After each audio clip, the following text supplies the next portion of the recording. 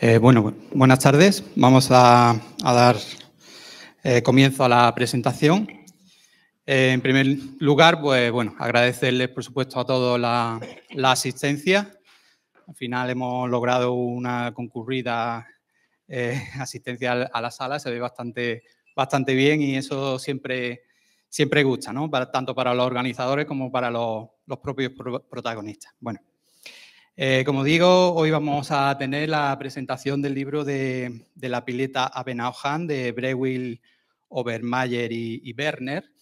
120 años después, Génesis, edición facsímil y traducción, cuyos editores han sido Miguel Cortés, Francisco Siles y María Dolores Simón, y que está editado por La Serranía en este año 2023, aunque la edición original pues apareció en Mónaco por el Instituto de Paleontología Humana en 1915. Es una obra, como yo creo que saben todos ustedes, de referencia. El estudio de la pileta publicado hace ya más de un siglo.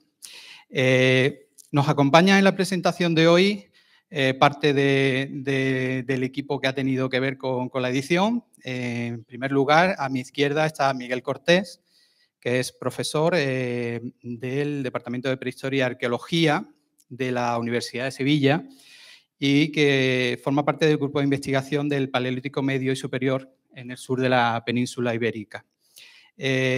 A continuación está Juan Mayoral, también forma parte de la Universidad de Sevilla. Él trabaja en el grupo de investigación PANSUR, además de ser fundador del grupo espeleológico Plutón, y su línea de investigación en la topografía espeleológica. A continuación también se encuentra María Dolores Simón. Igualmente, igual que Miguel, es profesora del Departamento de Prehistoria y Arqueología de la Universidad de Sevilla en el mismo grupo de investigación antes comentado. A continuación también pues Francisco Siles, doctor en Historia Medieval por la Universidad de Sevilla, secretario del Instituto de Estudios de Ronda de la Serranía, con la que la Real Maestranza mantiene una estrecha vinculación, todos los proyectos que hemos sacado en los últimos tiempos y bueno, pues ha sido coordinador y editor de numerosas publicaciones en la editorial, aparte de sus propias investigaciones. Y por último, bueno, qué decir de José Manuel Dorado, ¿no? El alma mater de la editorial de Serranía y el recuperador de un montón de investigaciones históricas sobre la serranía y que bueno, lleva muchísimos años vinculado también a la edición de libros históricos y de otra disciplina y que también, bueno, desde aquí, desde la Real Maestranza, pues lo tenemos como un gran amigo y colaborador. Yo, por mi parte, en este acto simplemente me cabe la cuestión de darle la bienvenida como he hecho ahora y paso a darle la palabra a los protagonistas, en este caso a Miguel Cortés, que nos va a hablar un poco también de la investigación que ha supuesto este libro, ¿no? Cuando quiera, Miguel.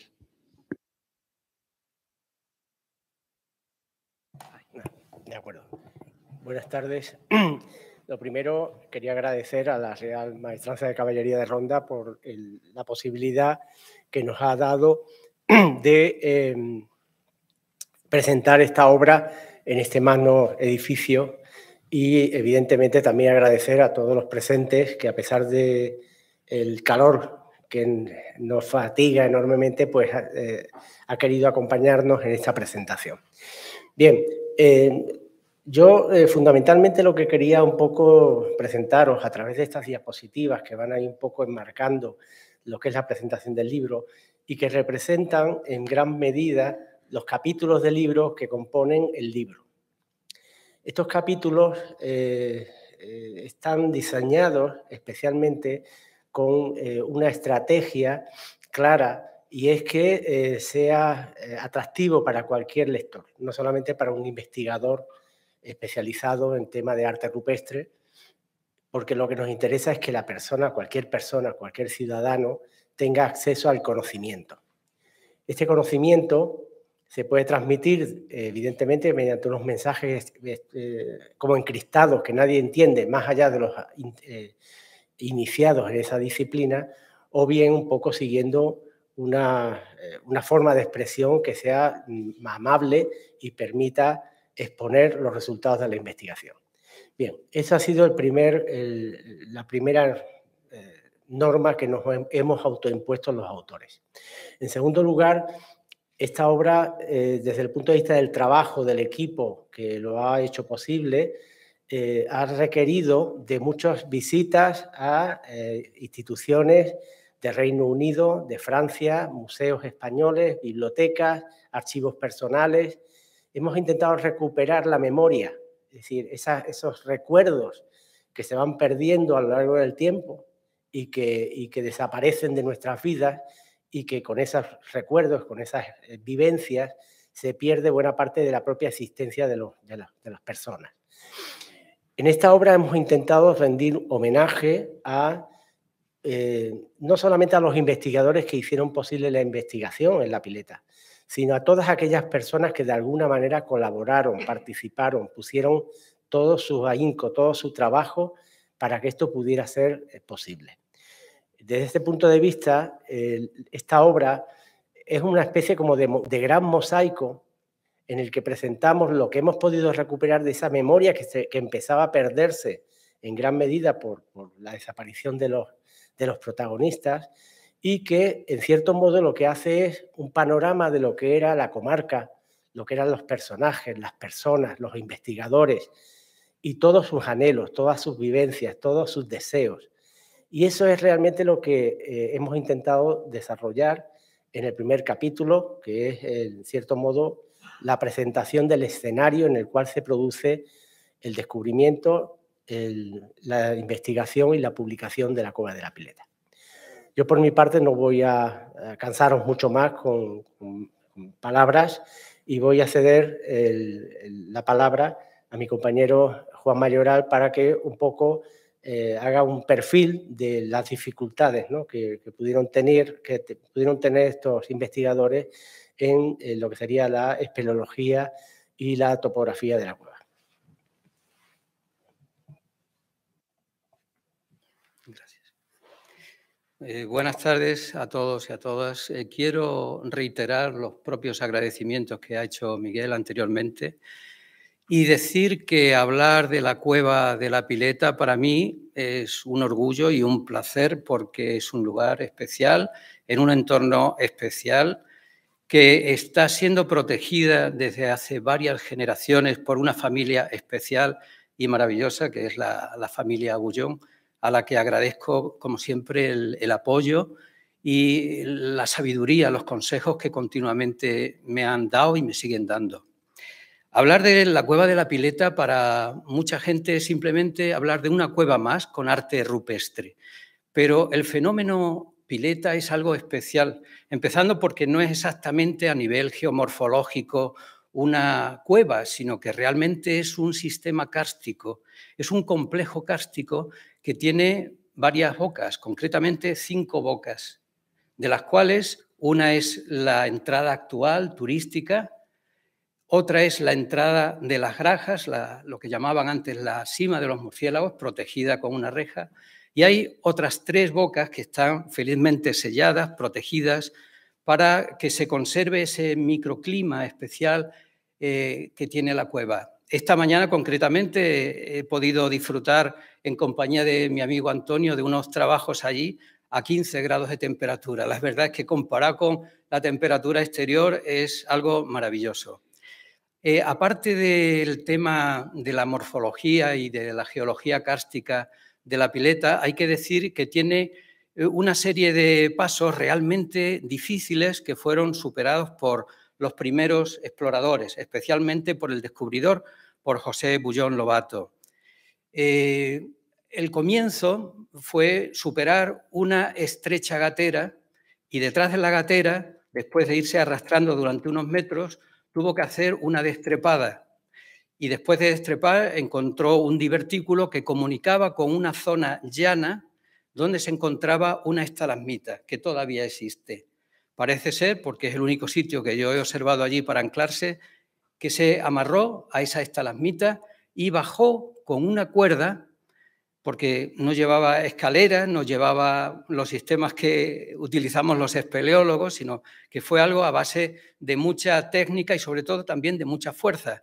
Consiguió descender primero una rampa y luego 10 metros completamente verticales, y continuó el descenso en otra rampa y después otra, un cono de derrubios, hasta que llegó a una zona donde observó una serie de dibujos que él llamó letreros, letreros cuyo significado ignoraba completamente. Y de ahí se corrió la voz de que había en la serranía una cueva donde existían unos extraños letreros que nadie podía descifrar. A raíz de eso, pues llegó, después de muchas vicisitudes, esa historia a Willoughby Werner, que después de 2 intentos fallidos, en el primero no pudo entrar, acompañado de José Bullón, no pudo entrar porque nadie le había dicho que necesitaba cuerda para bajar a esa cima. En el segundo intento tampoco pudo porque había llovido muchísimo y estaba todo embarrado y, bueno, lo dejaron para una tercera ocasión en la que sí consiguió entrar. De Werner podríamos estar hablando durante muchísimo tiempo, pero solamente les diré que él fue un coronel inglés que tuvo un percance en la guerra de los Boers en Sudáfrica y que a raíz de ese percance, donde se le partieron 10 costillas y permaneció 3 semanas en coma, pues tuvo una serie de secuelas físicas que le dificultaban mucho el movimiento. Pero como más puede la voluntad que las posibilidades, consiguió moverse por la sierra. Su gran afición era la ornitología, especialmente el tema de los nidos. Entonces, continuamente estaba buscando nidos y huevos para distintos museos o para llevarlos a Inglaterra. Por lo tanto, él manejaba muy bien las técnicas de escalada, utilizaba cuerdas y utilizaba también un sistema muy curioso realmente, para descender por esos barrancos y para que luego le subieran, porque como no tenía físicamente posibilidades para ello, pues lo que hacía era que con un silbato indicaba a unos operarios, unos compañeros que llevaba siempre, les indicaba con un código concreto de silbidos que le dieran cuerda para ir bajando, que frenaran, que subieran, que continuara bajando. O sea, tenía un código para que los de arriba supieran si tenían que dar cuerda o si tenían que recoger cuerda o estar parados para que él pudiera acceder a los nidos. Lo cierto es que cuando Werner, acompañado, como es lógico, del guía, del que mejor conocía esas galerías, que era el descubridor, cuando bajó, pues quedó asombrado en la zona de las Grajas, lo que hoy llamamos las Galerías de las Grajas, tanto en la parte de la Sala del Coro como en la Galería de la Cerámica Decorada, etcétera, porque había mucha cerámica y porque también había allí muchos dibujos, pinturas, las de esa zona en negro. Bueno, a raíz de las publicaciones que hizo Werner, por esa experiencia y otras posteriores, en una revista inglesa, en Saturday Review, pues llegó a oídos del padre de la prehistoria, Henry Braille, llegó la existencia de esa cueva tan interesante y, de hecho, abandonó lo que él estaba haciendo, que eran las excavaciones en la cueva del castillo, porque le despertó tanto interés que rápidamente se puso de acuerdo con Werner para explorar esa cavidad. Y de esa forma, pues junto con otro sacerdote, con Hugo Vermeyer, pues era como la tríada principal que, con la presencia del guía y siempre con esas directrices fundamentales, pues comenzaron la campaña de exploraciones en la cueva. A raíz de la cual, pues después surgiría como un trabajo concreto y maravilloso la publicación de La pileta a Benojan. Bueno, yo quería muy brevemente decir qué tipo de dificultades se encontraron, porque ahora es muy fácil entrar en la cavidad y seguir una zona señalizada con barandillas, con escaleras, pero tanto en la época prehistórica como cuando entraron allí Werner, Braille o Vermeyer, pues la cosa era muy distinta, porque ellos entraron no por donde está la entrada actual, que fue abierta en 1924, cuando fue descubierta por Tomás Bullón, sino que entonces la única forma de acceder era a través de escalas, a través de ese camino que el descubridor había marcado. Escalas que en 1912 se colocaron y que no se quitaron hasta 1924. Y esas escalas sirvieron para que entraran esos arqueólogos y ese militar y gente que realmente fueron pioneros de la espeleología. Porque se habla mucho de que Eduard Alfred Martel fue el padre de la espeleología en 1888, cierto. Pero en España no sería hasta la aparición de Norberto, no recuerdo ahora mismo el nombre, no, Casteré fue en los años 50. Bueno, de otro gran espeleólogo catalán, en este caso, que fue el que difundió, Font i Sagué se llamaba, Norberto Font i Sagué, que él difundió la espeleología que estaban haciendo, pero es que realmente ya se estaba haciendo espeleología en 1910 en la Cueva de la Pileta, con un equipo que dista mucho del que se utilizó después, muy similar al que usara Martel, que llegó incluso a construir piraguas desmontables para atravesar los cauces subterráneos. Pero lo cierto es que se las ingeniaron no solamente para entrar, sino para transportar cientos de kilos a través de una tirolina que construyeron desde la Boca de las Grajas hasta el actual Balcón de Tomás. Entonces, a través de esa tirolina y con una polea, transportaron cientos de kilos de carburo, de calcos, de comida, etcétera, etcétera, para poder estar el tiempo necesario en el interior de la cavidad. Y así lo hicieron.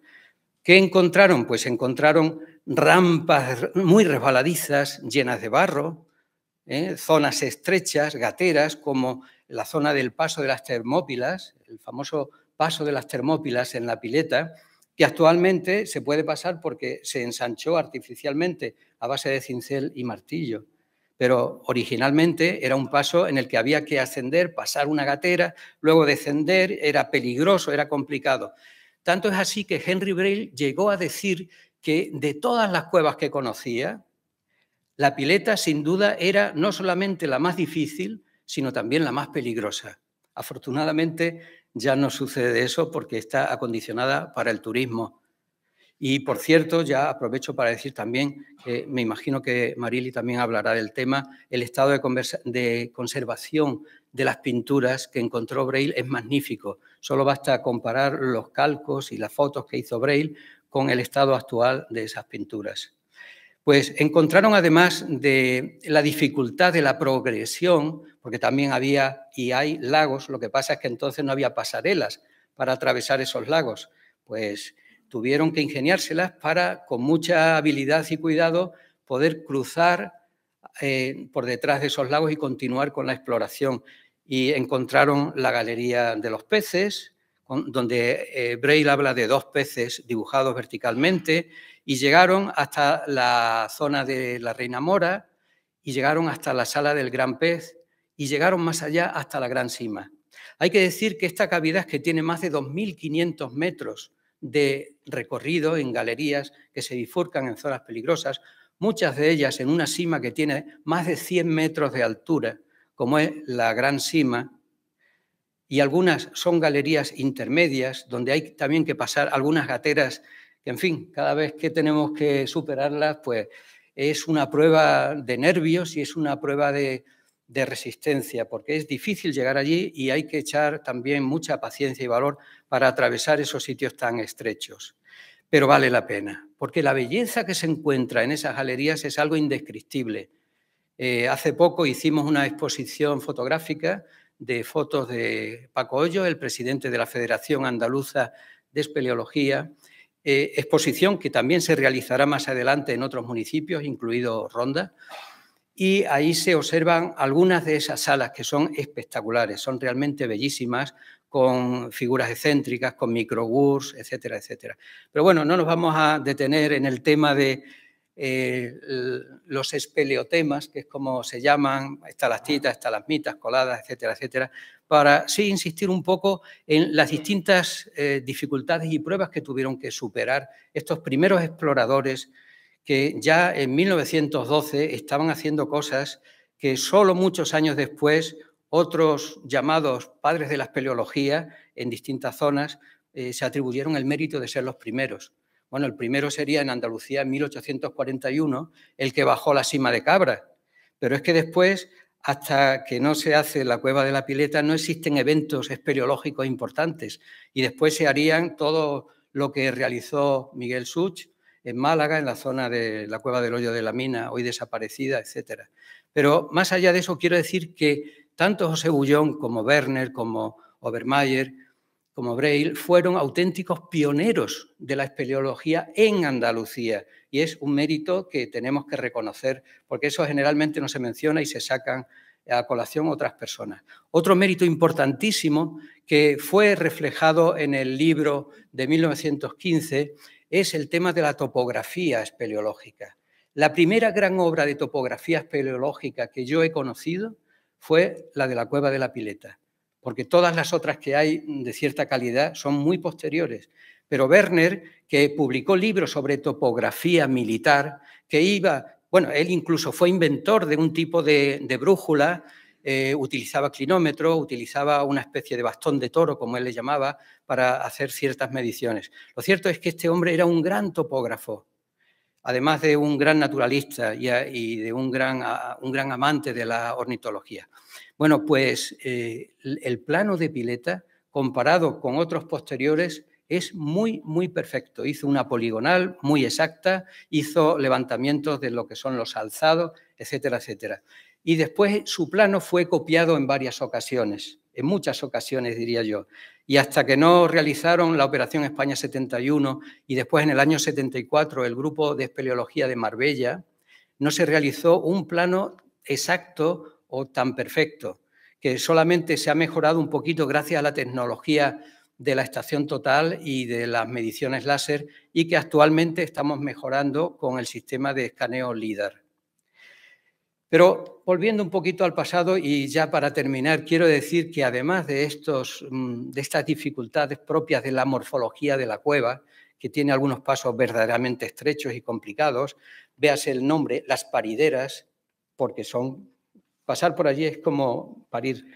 El abismo, Breil bajó al abismo, bajó una zona, una galería que se llama El Abismo. Incluso cuando leáis el libro veréis que tiene una descripción de las pinturas negras que encontró allí, que después nosotros hemos encontrado cerca de allí también pinturas rojas. Pero que eso es bastante interesante también tenerlo en cuenta. Es decir, que esa morfología fue fundamental y determinante para esas campañas de exploración que hicieron los autores del libro La Pileta a Benoján. Otra cosa también que hay que tener en cuenta, la iluminación. En la época en la que ellos bajaron no existían en España, por lo menos ya en Estados Unidos se habían hecho algunos prototipos, pero en España no existían las linternas eléctricas con cierta autonomía, sino que utilizaban otro tipo de linternas que podían ser de queroseno, de parafina, linternas de petróleo, etcétera, velas, que al equipo que llevaban, pues encima había que sumar el peso de todos los sistemas de iluminación, porque quedarse en una cueva a oscuras es despedirse de la vida, más o menos, es muy, muy peligroso. Entonces quiero recalcar que el tema de la iluminación es importantísimo para entender las grandes dificultades. Otra cosa, como hacían fotografías, pero no tenían los sistemas de flash que utilizamos actualmente, sino que eran de magnesio. Entonces, claro, eso también producía cierta... Es que, claro, hablo de la Pileta y me entusiasmo, no lo puedo evitar. Pero, bueno, que en resumen, que fueron personas admirables, pioneros en la espeleología, pioneros en la topografía espeleológica y, desde luego, la obra que nos dejaron, que lo importante no es hacer cosas, sino hacer que eso llegue a los demás y los demás se beneficien. Y es una obra fantástica de la que estamos muy orgullosos de colaborar en su difusión. Gracias.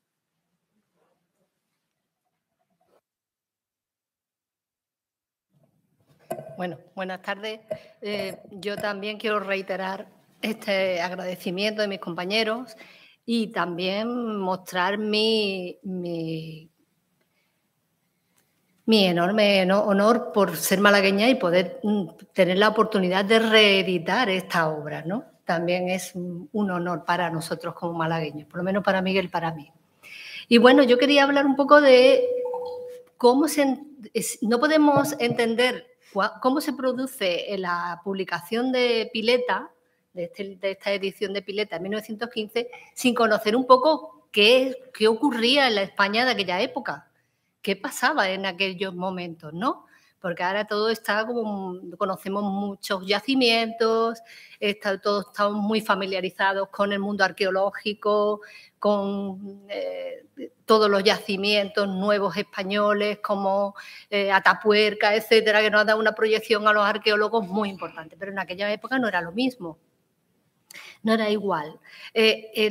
A finales o la segunda mitad del siglo XIX, recién creada estaba la ciencia de la prehistoria, o sea, recién creada, o sea, junto con la paleontología y junto con la geología. Entonces, los retos a los que se tuvo que enfrentar esa reciente ciencia fueron muchos.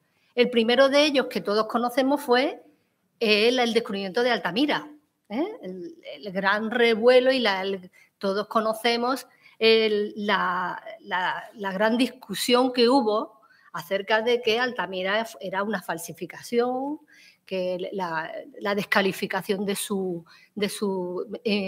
investigador que la localizó, que la publicó, etcétera.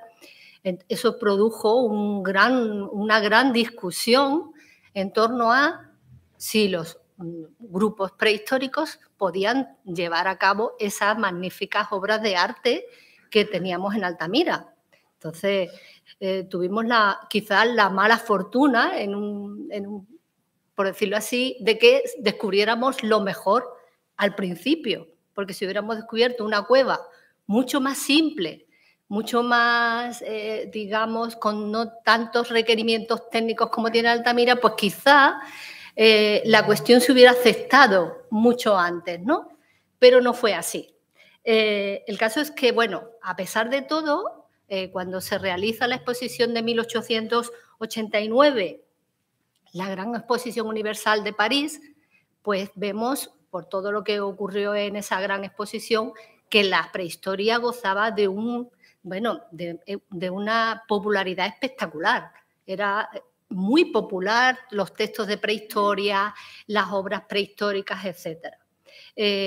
Tan solo en ese momento llevábamos 9 años que se había descubierto Altamira y a pesar de esa polémica, pues la prehistoria tenía una gran, digamos, popularidad. Lo que ocurrió después, todos lo sabemos, ¿no? Que, bueno, al final los descubrimientos de cuevas en Francia con arte rupestre, pues no tuvieron más remedio no tuvieron más remedio los investigadores del momento de admitir que sí es verdad que la humanidad prehistórica era capaz de realizar esas grandes pinturas con esa capacidad técnica y demás. Y entonces, pues, en 1912 se reconoce la validez de Altamira. Se reconoce y se valida y se reconoce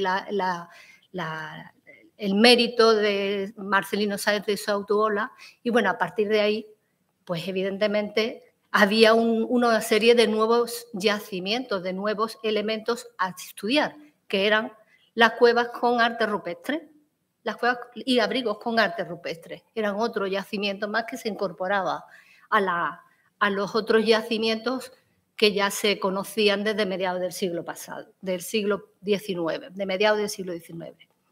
Bueno, en este marco digamos, de reconocimiento de la prehistoria y de afán por descubrir, por estudiar esta nueva ciencia, tenemos a un jovencísimo Henri Breuil, recién ordenado sacerdote, que decide dedicar su historia investigadora o su carrera investigadora a estudiar el arte rupestre. En este contexto, pues, de validación de Altamira como digamos, auténtica, pues teníamos otro gran, digamos, verdad que se había establecido en la ciencia prehistórica, que era que sí, el arte rupestre existía, o sea, los grupos prehistóricos habían llevado a cabo arte rupestre, pero constreñido o situado o colocado solo en la cornisa cantábrica y en la área francesa. Lo que llamamos y hemos estudiado muchas veces el arte franco-cantábrico. En este contexto, pues estos jóvenes investigadores como Braille y los otros intervinientes de la pileta, como eran un agricultor que se adentra en una recóndita cueva, un coronel británico retirado aquí en nuestras tierras andaluzas y dos investigadores jóvenes, noveles, que se aventuraban a dedicarse a la prehistoria y que también formaron parte de las investigaciones en pileta, pues tenían un gran reto por delante y era: ¿hay arte en el sur también? Tenemos que, digamos, desmentir ese gran consenso en el que se ha llevado que el arte solo existía en la zona franco-cantábrica. Tenemos un reto por delante importante, que era que tenemos arte rupestre en el sur, en el lejano sur, que era todo un reto. Y además, muy pocos años después de haberse validado o haberse aceptado el descubrimiento de Altamira.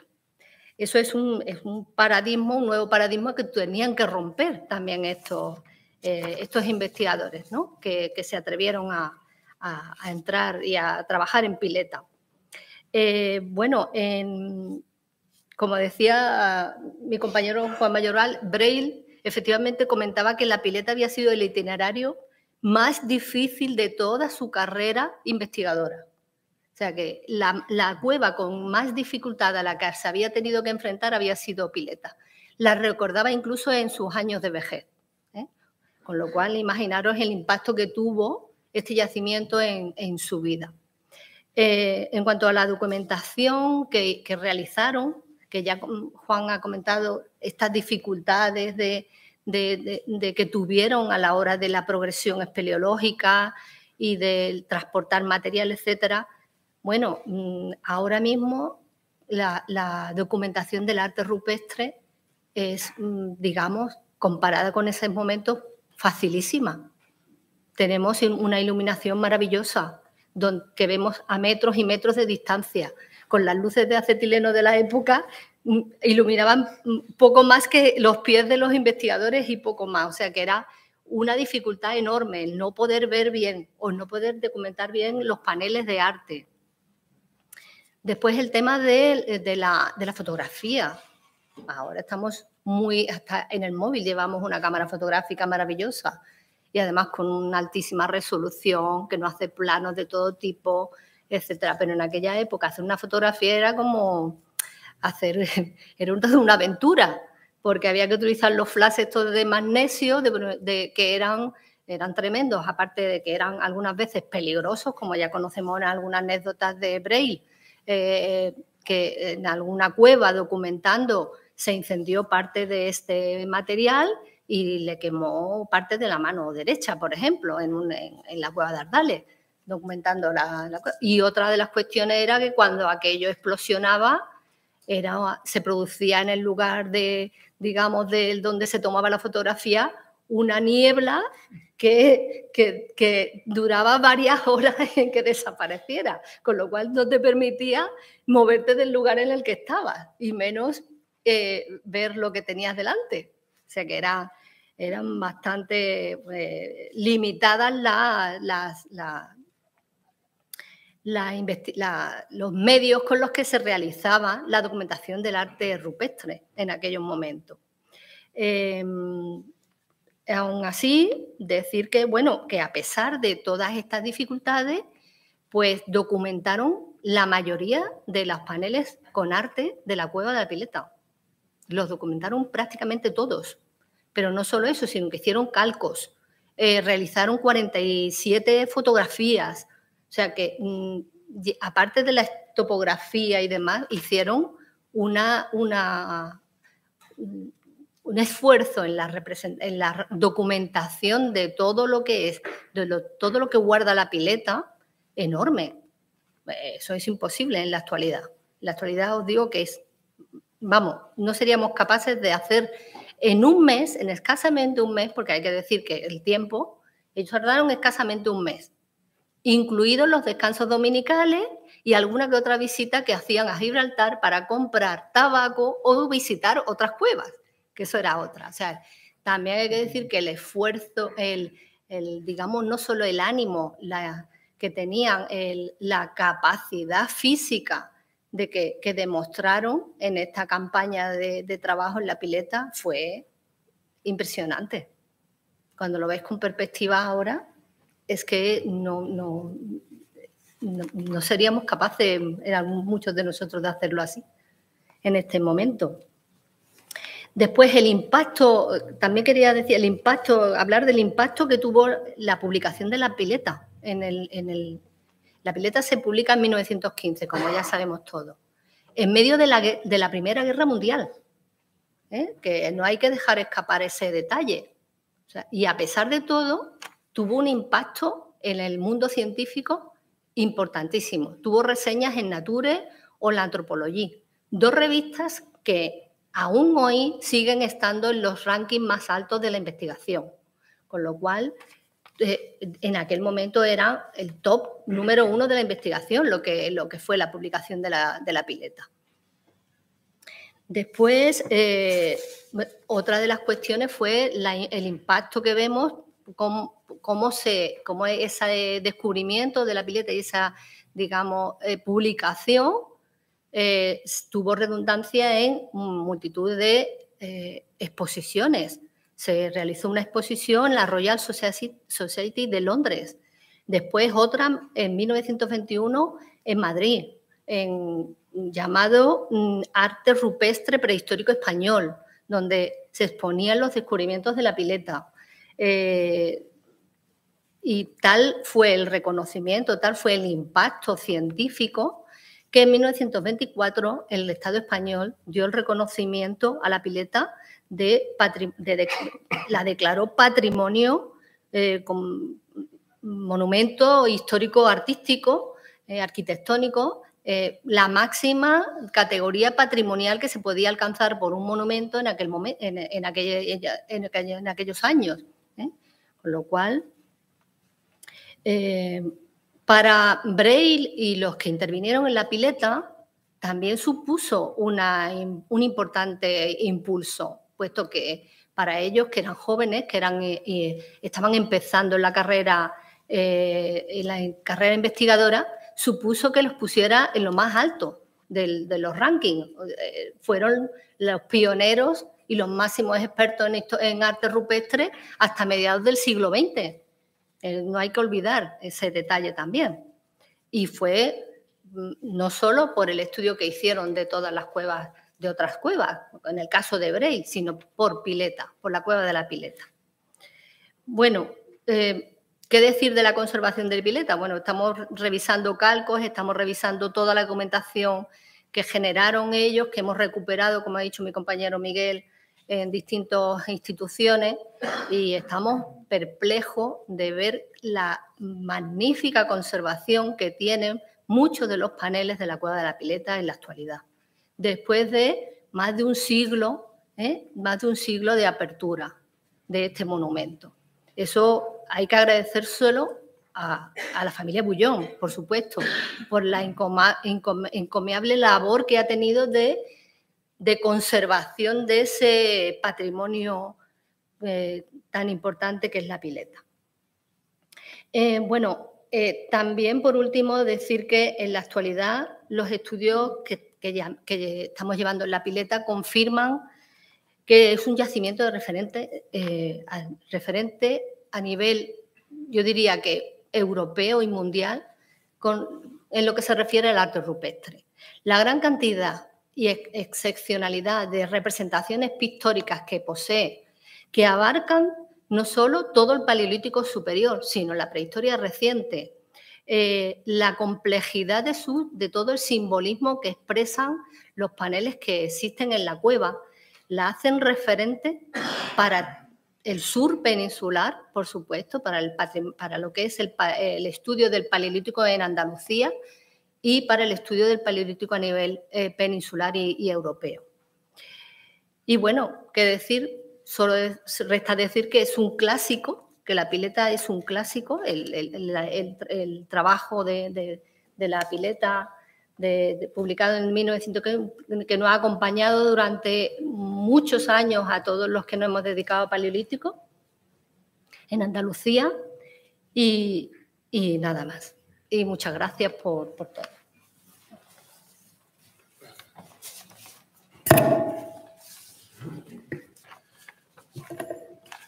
Buenas tardes y bienvenido a la presentación de la pileta Benauján, Málaga, una obra que felizmente y después de varios años sale a la luz gracias a la estrecha colaboración entre la editorial La Serranía, representada aquí por su director, José Manuel Dorado, y como autor por el que les habla, y el equipo del Departamento de Prehistoria de la Universidad de Sevilla, Miguel Cortés, María Dolores Simón, Rubén Parrilla, Sara Macías y Juan Mayora Balsera. Aquí presente algunos de ellos.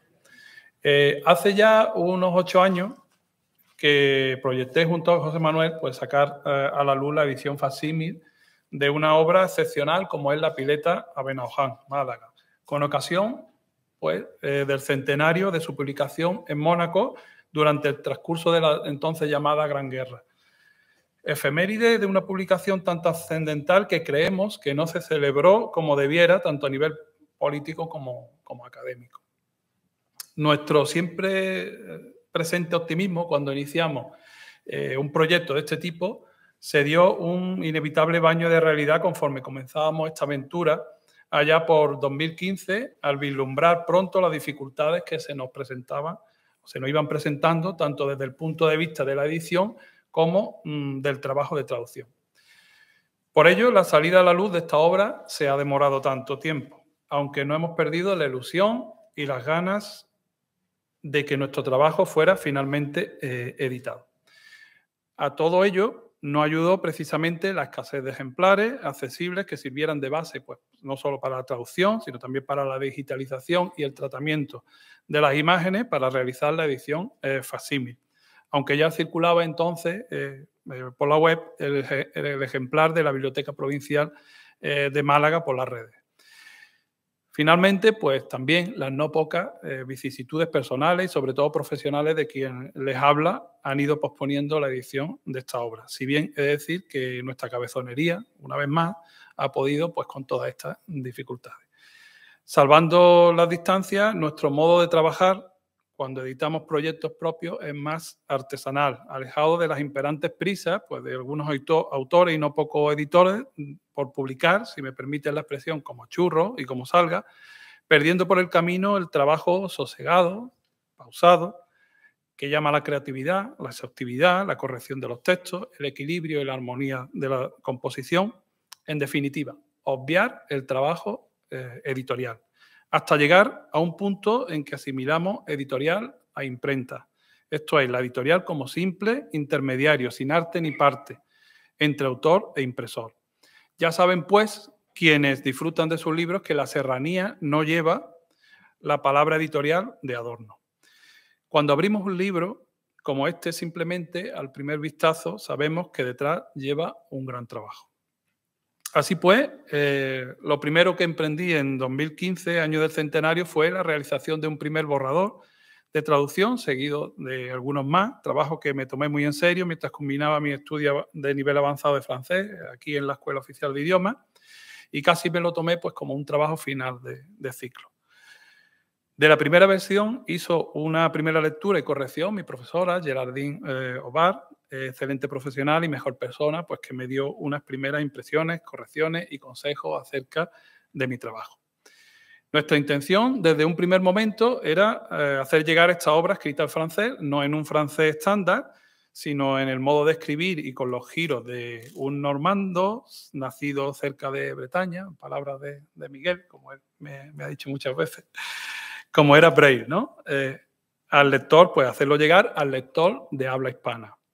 Y a la par sacar esta obra del ámbito científico y académico para ponerla también a disposición de un público más numeroso y cada vez más interesado pues, por nuestro patrimonio. Mi profesión no es la de traductor, pero sí es verdad que en obras tan especializadas, en este caso de prehistoria, quien vierte el texto de una lengua a otra no puede hacer una traducción rigurosamente literal, estrictamente filológica o técnica del texto, sino más bien literaria. aunque no para reescribir, simplemente para que el lector comprenda lo que realmente el autor quería transmitir como especialista en un francés de hace 100 años, con palabras y expresiones pues hoy en desuso o simplemente desaparecidas, que solo podemos hallar en diccionarios de la época, eso sí, también siendo fiel en todo momento a la hora de traducir al texto original.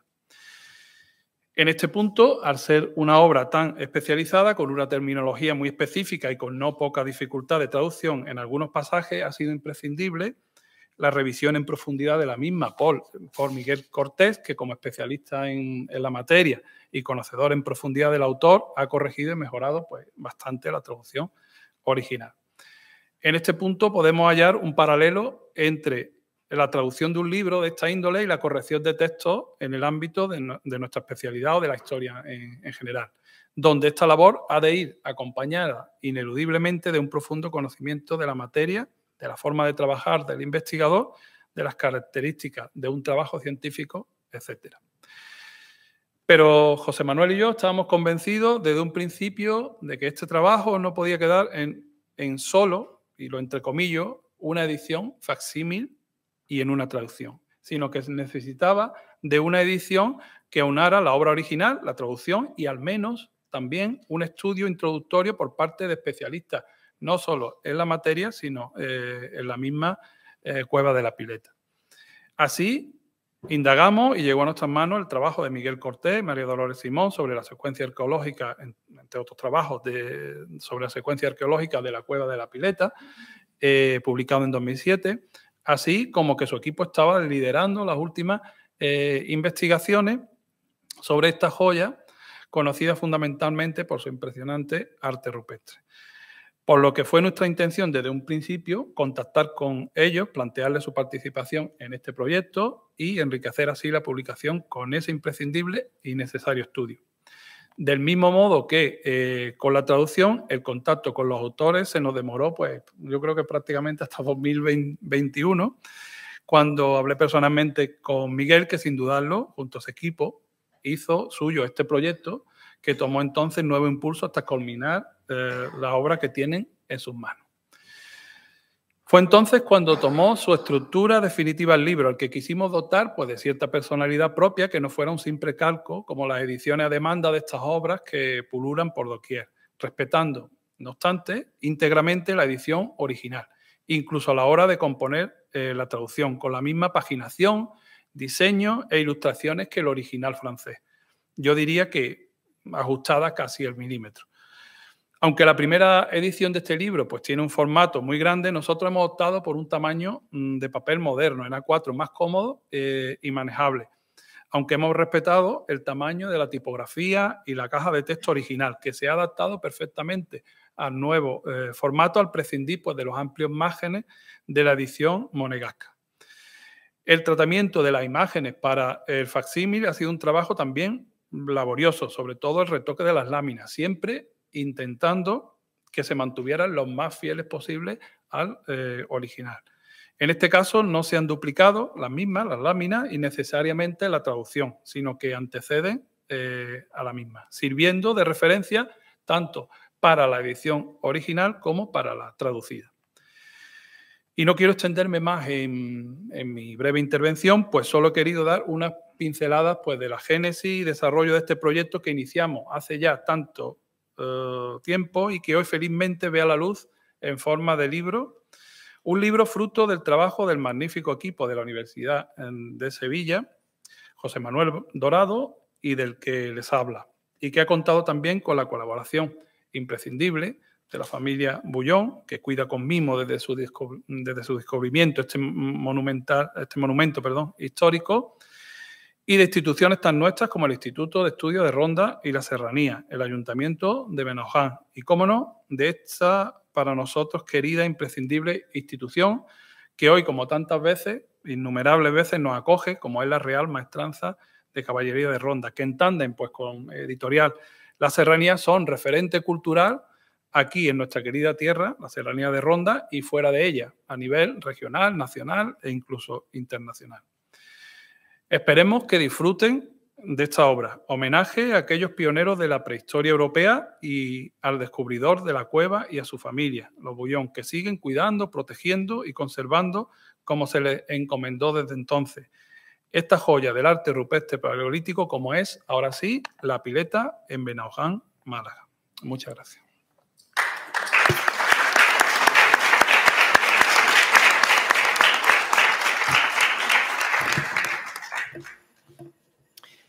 Buenas tardes. Esto de ser el último tiene también sus desventajas porque, bueno, del libro yo creo que ya lo han dicho todo. En primer lugar, pues agradeceros a todos vuestra presencia, tanto a autoridades de aquí de Ronda, de la Serranía, como amigos que han venido de Ronda, de distintos pueblos de la Serranía y de otros lugares de la provincia de Málaga e incluso de Cádiz. También a la Junta Directiva del Instituto de Estudios de Ronda y la Serranía, que está casi al completo en esta sala. Y bueno, a todos amigos y amigas, muchísimas gracias por vuestra presencia en este acto. Agradecer, como bien ha dicho Francisco, a la Real Maestranza, el que nos acoja en estas extraordinarias instalaciones una vez más. Agradecer también la colaboración de la institución, de la Real Maestranza de Caballería de Ronda en la edición de este libro. Cuando fuimos con la prueba del primer ejemplar y hablamos con su director, con Ignacio Herrera, le encantó el proyecto y rápidamente aceptó incorporarlo a todas las actividades y a todas las publicaciones y demás que están proyectadas para el 450 aniversario de esta institución que se celebra este año. Agradecer también al Ayuntamiento de Benaoján, que igualmente desde que fuimos con el proyecto y nos recibieron tanto su anterior alcaldesa como su concejala de Cultura, igualmente nos dieron todas las facilidades y toda la colaboración que pudieron. A la familia Bullón, como no, agradecer el mimo, el cuidado que durante varias generaciones han mostrado a la cueva de la Pileta. Gracias a esta familia, pues la cueva puede conservarse con igual de bien que, bueno, con la calidad que hoy en día podemos disfrutar de ella, a diferencia de otras cuevas con arte rupestre que tienen un estado lamentable y que no han sido cuidadas con ese mimo que la familia Bullón se ha sabido dar a la cueva, a sus pinturas, y yo creo que nadie mejor que ellos van a velar por el futuro de esta cueva. La edición de este libro es muy importante para la editorial por muchísimos factores.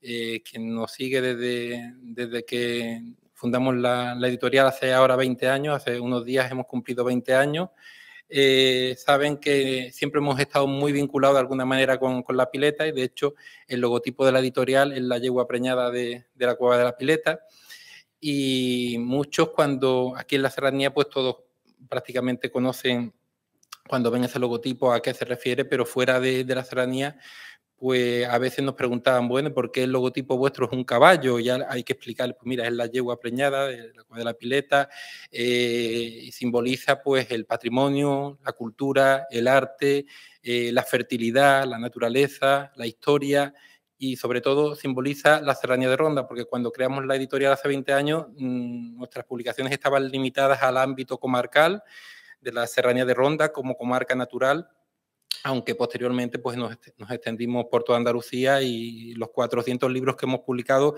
están relacionados casi en su totalidad con distintas zonas de Andalucía, senderismo, historia, patrimonio, medio ambiente, pero siempre centrados en Andalucía. Así que estamos muy orgullosos de haber llevado ese logotipo, esa yegua preñada, ese símbolo de la pileta de la Serranía de Ronda, pues ya no solo por la Serranía, sino por todo el mundo, por todos los lugares a los que han llegado todos estos libros. Agradecer, ya que muchos de ellos están aquí presentes, a todos esos autores que en estos 20 años han hecho posible este sueño tan bonito que al principio parecía que no tenía futuro, que no tenía recorrido y bueno, hemos conseguido mucho más de lo que en un principio pudiéramos haber soñado. Y es gracias sobre todo al trabajo muchas veces desinteresado de todos estos autores que que aportan a la sociedad algo tan bonito como es el conocimiento, que es una de las cosas más bonitas que se puede regalar o aportar a todos los vecinos y las personas que tanto en el día de hoy como en el futuro pueden llegar a todas esas obras. Quisiera agradecer muy especialmente a Miguel Cortés, a Juan Mayoral, a María Dolores Simón y a todo el equipo de la Universidad de Sevilla que se ha implicado y ha tomado como suyo este proyecto. Gracias a ello, al impulso que le han dado a ese capítulo introductorio, a esa revisión tan meticulosa y tan necesaria de la traducción que con tanto cariño, tanto mimo y de tanta profesionalidad hizo Francisco Siles en su día, pues han hecho que el resultado final de la edición sea un libro exquisito, un libro muy, muy cuidado, hasta el más mínimo detalle. Esperemos que gracias a esta traducción pues el libro llegue a muchísimas más personas que antes, al no existir esa traducción en castellano, al estar disponible solo en francés y de muy difícil acceso, porque como ya ha comentado Francisco, era muy difícil encontrar ejemplares de este libro. De hecho, para que os hagáis una idea, aquí en la Real Maestranza de Caballería de Ronda tienen publicaciones de prácticamente todo lo que se ha publicado sobre ronda y serranía desde hace, 500 años. Y, sin embargo, el ejemplar original de la pileta Benoján, de momento, se va resistiendo. Así que es un libro muy, muy difícil de conseguir, el original. Hay muy poquitos ejemplares disponibles. Lo tuvimos un poco difícil al inicio del proyecto para conseguir acceder a ejemplares originales que estuviesen bien conservados, para hacer una digitalización lo más fiel posible al original. Y ya tenemos la suerte de que tenemos el libro al alcance de todo el mundo. Lleva un par de semanas en circulación, a la venta, y nos ha sorprendido mucho porque sabíamos que iba a tener buena acogida a nivel andaluz, pero es que nos están llegando una cantidad de pedidos a nivel internacional que nos hemos visto un poco desbordados. No sabíamos que iba a tener tanta demanda a nivel internacional el libro de la pileta como está teniendo. No me quiero extender mucho más. Agradeceros a todos una vez más vuestra presencia, a la Real Maestranza, al equipo de la Universidad de Sevilla, Francisco Siles, su apoyo en este proyecto, y esperemos que disfrutéis de su lectura, que améis el patrimonio que tenemos aquí en la serranía, y sobre todo os invito a conocer a aquellos que no la conozcáis, la Cueva de la Pileta. La familia Bullón también nos acompaña esta tarde, gracias también a ellos. Y nada, espero que este libro le dé un impulso a la importancia que tiene la cueva, que muchas veces no sabemos darle la importancia porque lo tenemos aquí tan cerca y escuchamos hablar tanto de la pileta, pero no sabemos la importancia tan grande que tiene. Yo creo que después de Altamira puede que sea la cueva con arte rupestre más importante que tenemos en España, y muchos rondeños, muchos serranos no la conocen. Yo creo que eso es casi imperdonable, vamos. Así que os invito a conocerla a través del libro y físicamente en las visitas guiadas que hace la familia Bullón. Muchas gracias.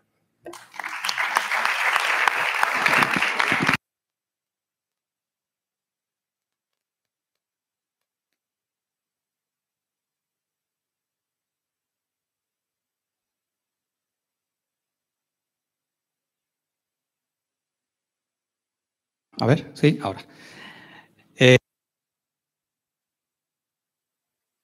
Simplemente para terminar, agradecer nuevamente, antes de pasar la posibilidad de que alguien pueda preguntar, si así lo tiene a bien, desde la Real Maestranza, nuevamente agradecer el trabajo del equipo de investigación en la pileta, tanto de los editores como de las personas que participan del grupo de investigación, los coordinadores, sobre todo la labor de Francisco Siles, y a José Manuel, la enorme labor que hace con la editorial. Y por parte de la maestranza, pues bueno, recalcar una vez más el apoyo a la gestión cultural, a la gestión patrimonial, a la difusión de la investigación, que que por supuesto estamos siempre abiertos a la colaboración plena y a recuperar el patrimonio que, como habéis puesto y habéis recalcado vosotros, pues bueno, es maravilloso el que tenemos en la Sardinera de Ronda. Antes de terminar, si alguien desea hacer alguna, no sé, algún comentario, alguna pregunta a los intervinientes, yo creo que han hecho una exposición muy interesante y se abren multitud de curiosidades y preguntas, pero bueno, antes de terminar y despedirnos, si alguien lo desea, y si no, pues damos por terminada entonces la presentación. Muchísimas gracias a todos por venir en una tarde calurosa como esta y espero que nos volvamos a encontrar en nuevas ocasiones. Muchas gracias.